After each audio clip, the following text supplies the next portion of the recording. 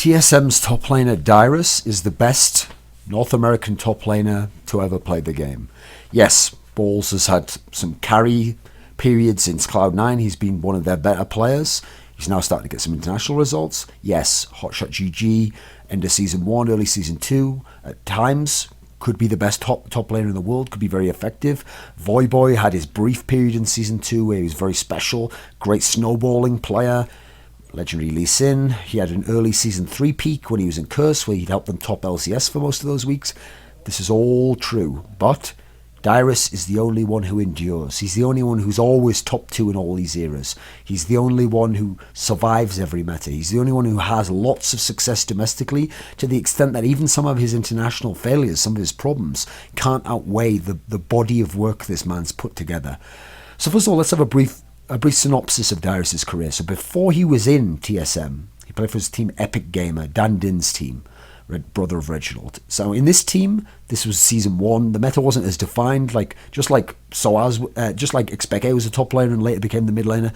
Dyrus didn't always play the top lane. Sometimes he played different. Sometimes he played the bot lane, actually. In terms of this period, that team was actually successful. One of the more underrated teams of the NA period of end of Season 1. Because listen, actually teams like Dignitas, actually teams like Curse, these teams weren't as successful as Epic Gamer was, actually. Epic Gamer had a bunch of top 2, top 3 finishes. If they'd have had better backing, or they'd have maybe got 1 or 2 more players, or they hadn't have lost some of their star players, teams like CLG, TSM later on, maybe they could have been something more special. After Epic Gamer, he gets taken in for TSM when the Rain Man decides not to continue because of that weird scenario where they had an argument over whether they should scrim as much or they should stream much, whatever it was.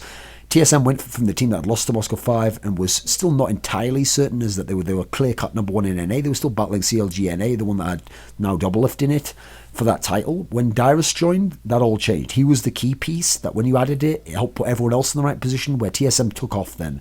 They dominated domestically. They won all the NA lands except the MLG Summer Arena where the Koreans came over as Rubles. They won something like 5 or 6 domestic land titles, and even though they're domestic in terms of being North America, some European teams attended some of these. Admittedly not Moscow 5, but hey, CLG EU attended them, Fnatic attended, who else? Curse EU attended. There was a bunch of good teams who went to these tournaments, and TSM won them all. Now, what he was able to do for TSM, don't just take it as because he joined and they won, that he was the only factor, he was the main factor, he was the MVP. It's more like what he did is he added this consistent element that allowed TSM to get this coherent identity and understand what everyone's role was, and then as a result the success came from that, understanding the win conditions of what they were going to do in a game and how they were going to come about wins. Because the first thing he did for TSM was establish a rock solid, really durable top lane style. He wasn't going to just get snowballed by a Voyboy if he played him. He wasn't going to play these other top laners, whoever it was, Westrice, and just get beaten up by their specific really strong champions. First thing he did, in an era when a lot of top laners were going these AP champions, these high damage champions, and trying to snowball their lane because you could still carry from top lane back then. In this era, he already started to establish the safer style, where his whole goal was, and this has been the goal of his whole career actually, by default, he just plays safe and a durable, consistent style, and if opportunities present themselves, either in terms of matchup or some key plays or he gets some help, then yes, he will carry the game. If the opportunity is there, he'll carry the game, he can. But otherwise, his main goal is basically not to lose, is not to put himself at a deficit, not to be the reason why TSM's going to struggle and the top lane is going to be the one feeding, and now it doesn't matter what happens elsewhere. Because the key thing about the TSM of that season, Season 2, was that they didn't have an all-star AD carry. They had an innovative AD carry, a strategical AD carry in Chaos, and a strong support. So combining those two, they had a solid bot lane that would go even, or just play matchups well no matter what they were against the enemy. So they had a solid bot lane that's going to go even. Dyrus was going solid top lane, going even no matter who he's facing, these strong top laners domestically. And then Reginald was famous for being extremely aggressive mid. He wants to snowball the mid. The whole game was predicated around how's Reginald doing, how's his aggression succeeding, and part of Reginald's style was he wants to be babysat the whole time by the odd one. People would even make jokes later on, like as if the odd one's like his butler or like his PA. It sort of was like that, and so part of that is why Dyrus' role helped, because since Dyrus is so focused on playing even and even being able to play 1v2 at times with the jungle pressure and knowing how to deal with that and still do okay, it meant that the odd one could focus a lot of his attention on the mid lane. And Reginald, when he's going super aggressive, has some help there and he has some camp, and he's not just going to get beaten up when he faces a mid that can match him, or maybe has a good matchup against him, or has another jungler who's going to come in and try and camp him and get him behind since he's the one trying to snowball. So this solid style of play, and in NA he was kind of a pioneer of this style, allowed TSM to be this coherent lineup that had all this success. Because if you think about it, that Reginald aggression, that's what would bring them their wins. That's one of the things that made them such a great team. But it's also, and this is why he needed the odd one there, it's also what tended to be their flaw when they would lose to good international teams, Chinese teams or Korean teams, or even some of the European teams. They tended to be, when Reginald would go against a better mid laner, some sort of all-star mid laner, a Froggen, an Alex Ich, Ambition. Who else have we got? Obviously, I wouldn't really say Rapid Star was better. That's probably a wash, that one. These sorts of players, Messiah, obviously, if they'd have played them. These were the types of players where Reginald wasn't just going to win straight up, and he either needs the help or he needs the rest of his team to be solid enough that like no other lane's going to feed either. They're going to do okay enough. One of the things that was a key moment in Dyrus' progression as well, in really learning how to master that solid top lane style, was when he played the MLG Summer Arena. Because the Zubu Blaze came over, they were the champions OG in spring, and their star player was the top lane carry, Reapered, who was a master of certain champions and builds and was a really heavy top lane carry who would snowball the lane, who would be very aggressive, who would push in, who would teleport down to fights with certain champions, dominate the fight. What Dyrus learned in this was, even if you're really good, however good he was domestically, and he'd figured everything out, every matchup, every player, every team, what he could do and how to give TSM a chance to win, he realized there was another level to top lane play. The Koreans were the first to really master elite level top lane play, world-class level, carry top lane play. He realized there was this level, and that Reaper could humiliate him with matchups, 1v1 in lane, in terms of teamfight presence, in terms of like having people snowball the top for him. He realized there was this new level, and I feel like that really taught him, like, okay, I'm not done yet. I've become the complete all-round player in my region. I'm doing the best. I'm having the most success, but I can't stop it. I have to work more on my champion pool. I have to master specific champions. I have to learn how to play better against aggression that I haven't faced before. And this was a crucial moment, and you can see this in my Grilled interview with Dyrus. He really does acknowledge this, and I think it's telling that later on in his career, you've seen that lesson really played a big part. So I remember at the end of the Grilled interview, I asked him a question, okay, as a hypothetical, instead of the aliens come to Earth one, I said to him, okay, the Mafia or someone like that takes your family hostage, you have to pick another top laner, and this was in early 2013, you have to pick another top laner, and he's going to play a game that's essentially for your family's life. Like, if he loses the game, your family get killed, it's over. Now, at the time, the two best top laners, in theory, was Macnoon, who just won OGN as the star player of Magic Sword, Frost, Shy, who'd made 2 OGN finals in a row, he'd made the World's final, he'd won OGN Summer. He was considered by some people maybe the best player in the world. He was an amazing top laner, really, really good in all areas, especially an incredible teamfight top laner. But the player that Dyrus picked as the one he would pick for this scenario was Reapered. And what he said was, he's seen Macnoon sometimes maybe tilt. He's seen Shy sometimes maybe choke.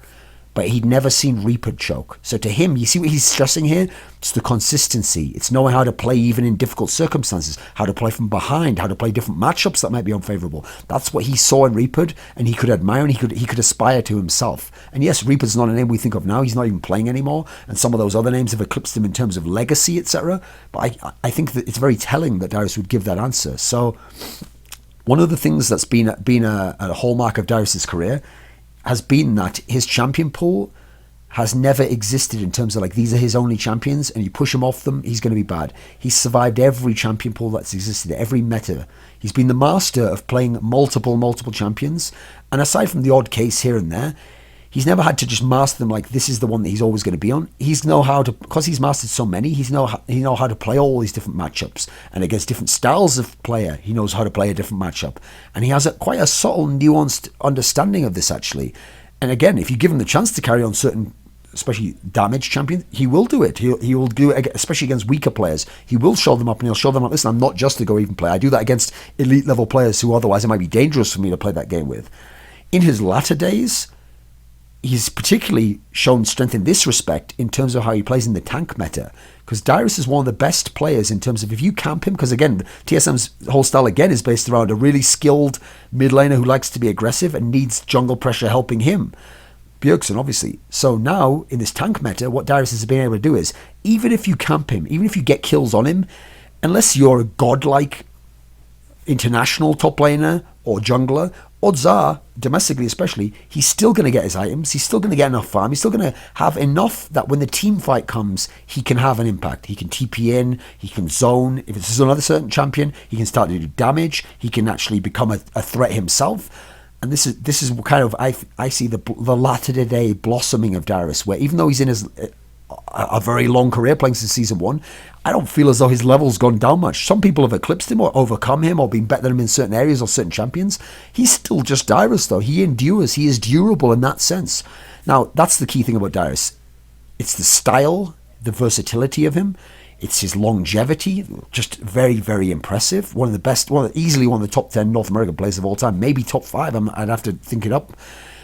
He has had problems internationally because if he plays godlike tops, just as Reggie had his problems in Season 2, he's had certain problems sometimes against godlike top laners or godlike junglers who would camp him super hard, or really, they would be able to snowball him in a way domestically people couldn't put that pressure on him.